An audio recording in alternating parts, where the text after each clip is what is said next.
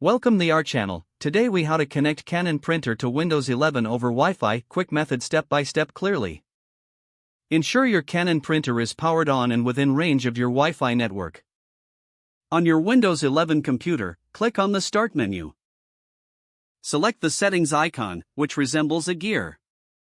In the Settings window, click on Devices. Choose Printers and Scanners from the left-hand menu.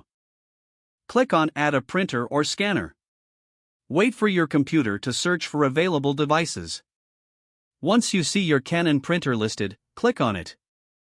Then, select Add Device to begin the connection process. If prompted, enter your Wi-Fi network password. Follow any on-screen instructions to complete the setup.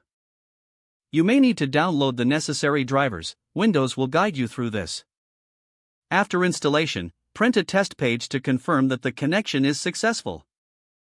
If you encounter any issues, verify your printer settings and network connection. Your Canon printer should now be operational over Wi-Fi with your Windows 11 device. If the page does not load, refresh the browser or try again in a private or incognito window.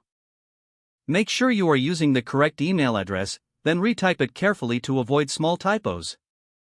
If your password is not accepted, use the reset option and create a new strong password you can remember. Check your spam folder for verification or security emails, then complete any requested confirmation steps.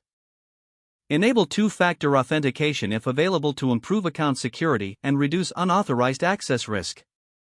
After signing in, review your profile details so your contact information and settings are accurate and current. If you see an error message, note it down and try again after restarting your device and internet connection. Log out when you finish, especially on shared devices, to keep your account and payment information secure. If the page does not load, refresh the browser or try again in a private or incognito window.